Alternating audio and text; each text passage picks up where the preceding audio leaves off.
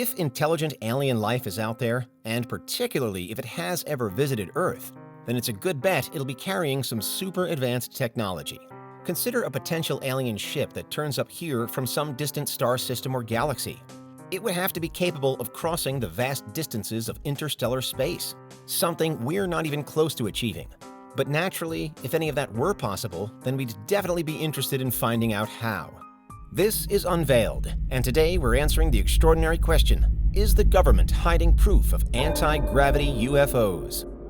Do you need the big questions answered? Are you constantly curious? Then why not subscribe to Unveiled for more clips like this one, and ring the bell for more thought-provoking content.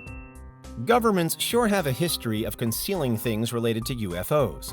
In America, the most famous example is probably the handling of the Roswell crash in 1947.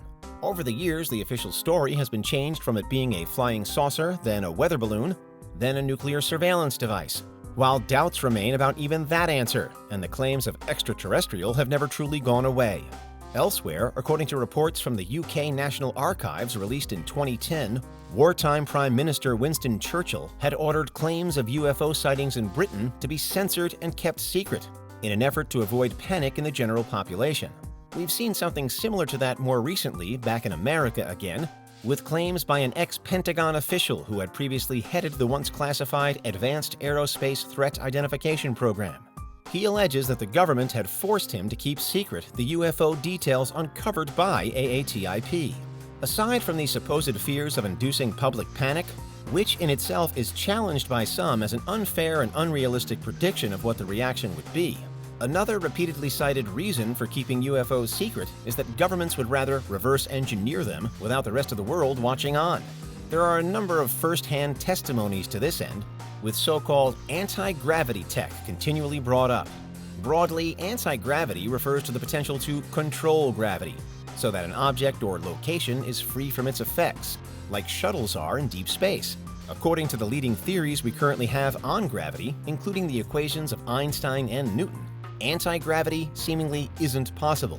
But in a modern world where science is desperately trying to marry up macro physics with quantum mechanics, there are growing suspicions that there's a lot we don't know, including that anti-grav actually could be possible. Talk of anti-gravity and gravity control and propulsion generally appeared quite suddenly in documents and reports, especially in America, not long after Roswell, in the mid-20th century. And although the details of some are still kept under wraps, several programs are said to have formed around that time, some official, some not so, to study anti-gravity and potentially build tech that's capable of it. Next question, did those programs succeed? One of the most famous accounts comes from Bob Lazar, who claims to have been hired as a physicist in the 1980s at S4, a secretive research base near Area 51. Lazar is something of a divisive figure, with the US government insisting that his story is untrue. And even some of the schools that Lazar says he attended while studying for his position citing zero records of him. Nevertheless, Lazar himself asserts that the government has tried to systematically erase his past and has continually refused to back down. The reason why he's so controversial? He cites that while working at S4, he saw real alien technology, and specifically anti-gravity-enabled UFOs. Across numerous reports and interviews, he recalls seeing spaceships with anti-gravity cylinders and setups, essentially allowing them to impossibly fly in any direction in an instant. And the key driver behind the spectacular things Lazar claims to have seen was a previously unknown element, Element 115. Fast forward a few years, and scientists have now managed to create 115 just on regular old planet Earth, but have so far been unable to keep it stable. Lazar insists, though, that it's this mysterious product which powers alien ships that the government already knows about. And in fact, one idea is that the development of 115 in recent times might perhaps be traced back to Lazar's days on his top-secret work, when the team he was part of were allegedly tasked with reverse engineering the captured ET vehicles. Unsurprisingly, there have been countless dismissals of Lazar's claims over time, with his ideas being brandished as conspiracy theory only. But his supporters argue that Lazar's case has actually been strengthened in recent years. Rather than proven false, he's been backed up with further evidence. Around the early 2000s, video clips began emerging from within the US Air Force and Navy, seemingly detailing the same kinds of mysterious flying objects that were allegedly under study in the 1980s. Apparent airborne vehicles, seemingly capable of bending the laws of physics, potentially via anti-gravity technology.